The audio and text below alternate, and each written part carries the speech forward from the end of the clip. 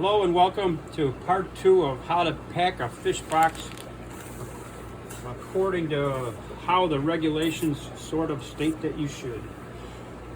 I've taken and I've put 3 bags of angelfish in these bags. I pack them with oxygen. I did a 3-day fast. I highly recommend oxygen and a 3-day fast.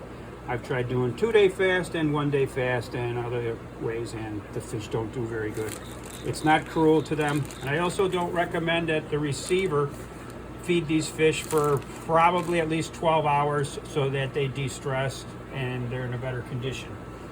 Each one of these packages is 3 2-mil bags. We've overlapped it with 2 2-mil bags. So we have a total of 10 mils. The only way that this package should leak would be if someone stabbed it.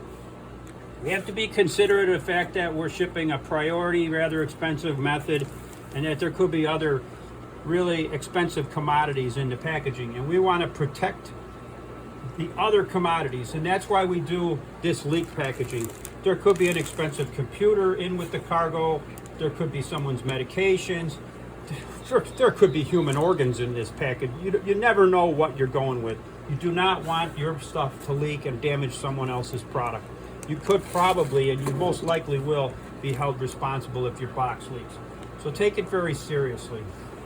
I've also prepared and repaired my styrofoam.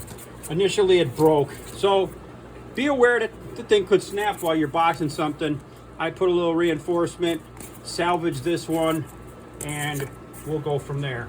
I've also taken my heat pack, which I had stored in a bag for 4 hours to heat up, and I've mounted it to this board. It's got an adhesive backer to the back of it, but I also like to give it a little extra oomph because I like to be redundant and make sure things don't fail. So you make sure you put your red stripe out, put a little bit of extra tape on this. Now, this bag, when you package your fish water, you're going to want to make sure that before you seal everything up, after you got your oxygen in there, before you tie your knot, you want to make sure your bag's down a little bit. Because when you get all done wrapping this stuff together like this, she's going to get a little fat on you. And you're going to have to squeeze her in there. You could go with a 12 by 12 box, but keep in mind, your 12 by 12 box will be a 13 by 13 box. 12 by 12 box would be a little better, but we don't want the packages to get too big.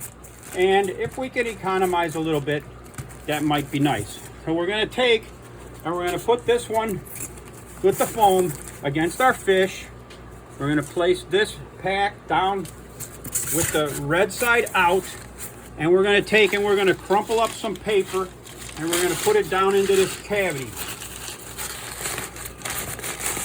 We're adding more paper to the box, which the shippers love because that's absorbent. But we want to make sure that we maintain this distance and we make this little bit of a chamber that's going to heat. And then what will happen is this chamber will slowly weep this heat into the box. You don't want this heat pack against your plastic bag. So by making this little fluffy little chamber like this, now we've got a spot that's going to keep the heat in here.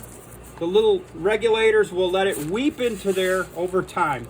We like to have it so that we don't have too much paper in this pocket, but if we can, we're going to try to stuff some more paper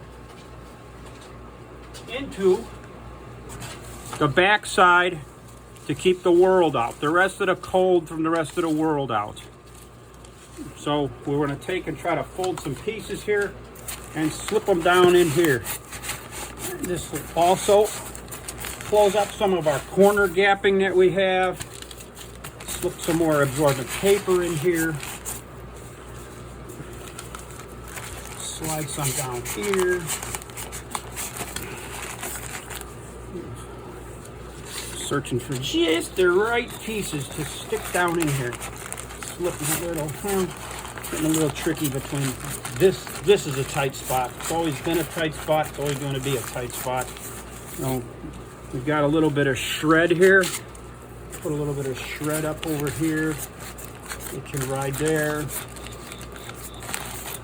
Now, we're getting close to the point where weight becomes important. Anybody who ships anything should have one of these inexpensive postal scales.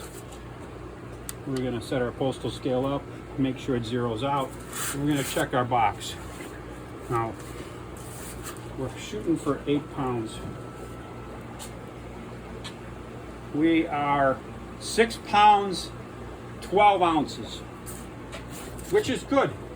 We bought a ticket for 8 pounds. We bought a ticket for 8 pounds because we don't mind paying a little extra to make sure our stuff gets there. Now across the top, I put some paper across the top to make sure I get a decent box seal at the top. And I'll take this now, try to get a better fit. Try to get a better fit up on the top. Put a couple more sheets in there. If you can find stuff in advance that fits better when you're making a video, you won't look so silly. You know, but hey, you get the gist of it, of what I'm doing, no matter if I'm not looking so good or not. You're getting the gist of it. You want to make sure you get this thing nice and down below these edges. You want to be below these edges. You want to fold this box so that she's tight and right, and this is at the top. Then you can stick your labeling here. They'll stamp it with all other kinds of decals and stuff on the way. I'm not going to tape this because I did this a little earlier than I'm shipping. I'm actually sending these out in 2 hours, and I want to give this box a chance to stay fairly cool and my bags to stay fairly cool, because we're going out. Our high today is going to be 75. The reason we're packing this thing full of paper and a heat pack is because our overnight lows throughout our shipping route are going to be as low as 45 degrees with a medium temperature of about 55. We get these fish below 65 degrees and we don't think they make it very well. So we like to maintain them somewhere between ideally 68 and 84 degrees.